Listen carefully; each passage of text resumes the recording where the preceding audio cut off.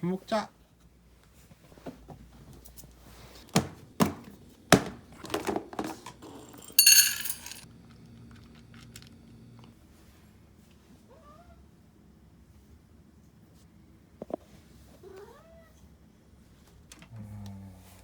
청국장을 올리지.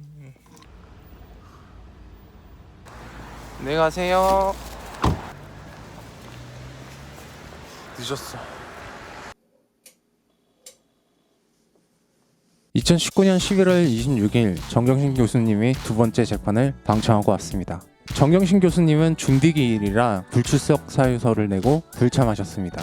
어제까지 언론들은 모두 재판의 병합 여부에 초점을 맞추고 있었습니다. 마치 병합이 될 것처럼 기사가 계속 나왔고, 오늘 재판이 끝난 뒤에도 전부 정경심 재판 병합 보류라는 제목으로 기사가 나왔습니다. 판사님이 아주 속 시원하게 쉽게 말씀하시는 분이었는데 기사가 제대로 된 게 단 하나도 없습니다. 이날 재판의 쟁점은 검찰이 추가 기소한 내용으로 사건을 병합하는 게 아니었습니다. 중요한 건 정경심 교수님의 무죄 가능성이었습니다.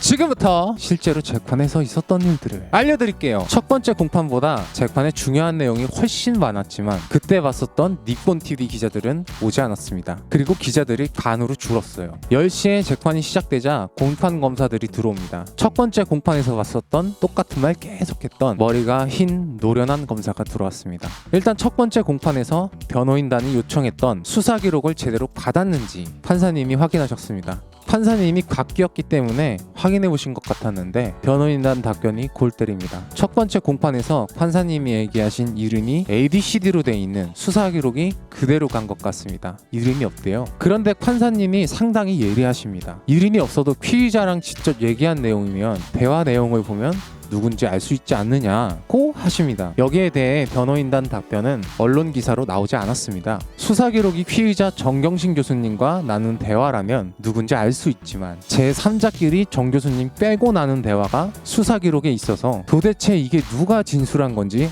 알 수가 없다는 겁니다. 이름이 없으니까. 판사님이 그래요? 하시면서 그럼 그거는 이름 알려줘야 하는 게 맞다면서 수사 기록을 제대로 빨리 주라고 하십니다. 검찰이 도대체 어떤 사람의 진술을 넣었길래 아직도 이름을 안 주고 있어? 그리고 바뀐 판사님이 말을 시원시원하게 쉽게 얘기하시는 분이어서 공소장이 병합이 안 되는 이유를 두 가지로 아주 알기 쉽게 얘기해 주셨어요. 첫 번째 이유로 첫 번째 공소장과 두 번째 공소장의 내용이 서로 다르다는 겁니다. 이걸 동일성의 여부라고 해요.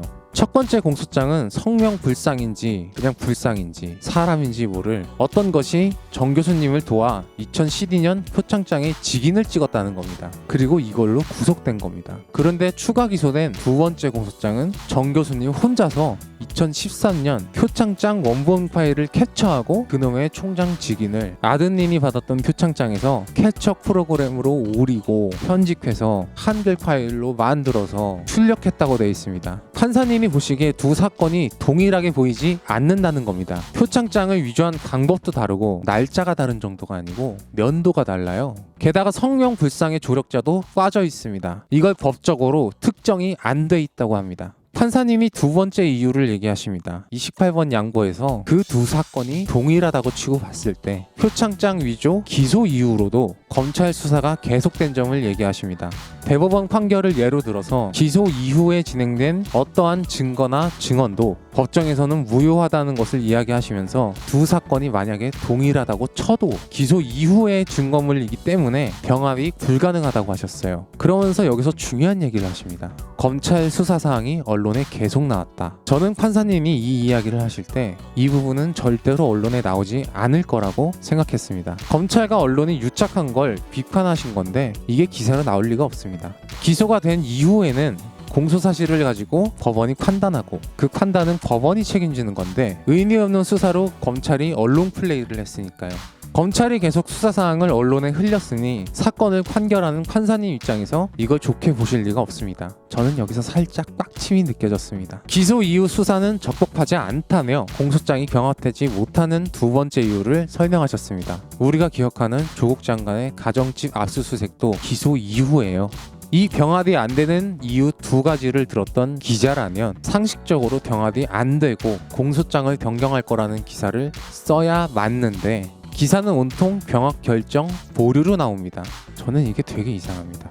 실제로 법정에서 오간 말은 병합이 이러이러해서 안 되는 거고, 검찰 측에 이거 간단한 사무소 위조 사건이니까 오늘 안으로 공소장 변경하라고 하셨습니다. 판사님이 오늘 중으로 공소장 변경 가능하죠? 그랬더니 머리 새하얀 검사가 다음 주까지 하겠다고 합니다. 그러니까 막 웃으시면서 11월 29일까지 공소장 변경하라고 하십니다. 저는 그 웃음소리가 내가 딩다리 학과지로 보이냐로 들렸습니다. 그리고 사문서 위조건에 대해서 기소 이후 수사 기록은 다 빼라고 하십니다. 그러니까 조국 법무부 장관 청문회 저녁에 있었던 정경심 교수님의 기소 이후에 증인신문과 자택 압수수색한 것까지 표창장 위조에 대한 거는 다 빼라는 겁니다. 그러면 언론에 알려진 건 최성해 동양대 총장의 증언만이 남습니다. 그리고 40페이지에 달하는 거의 책 수준의 추가 공소장을 언급하십니다. 판사님이 조범동, 증거인멸교사, 사문서 위조 이 세 가지를 모두 한마디로 싹 정리하십니다. 공소장에 정경심 교수 본인이 지적한 것은 아무것도 없다. 그러니까 일단 증거인멸한 사람, 사문서 위조한 사람을 검찰이 기소 여부를 결정하고 이 사람들을 기소도 안 할 거면 정경심 교수님은 재판할 필요도 없다. 애초에 전번이 무죄를 받는다면 피의자는 재판할 가치가 없다는 겁니다. 지대 오면서 계속 그 말이 맴돌았습니다. 재판할 가치가 없다. 고양이 뉴스 원재윤이었습니다. 안녕!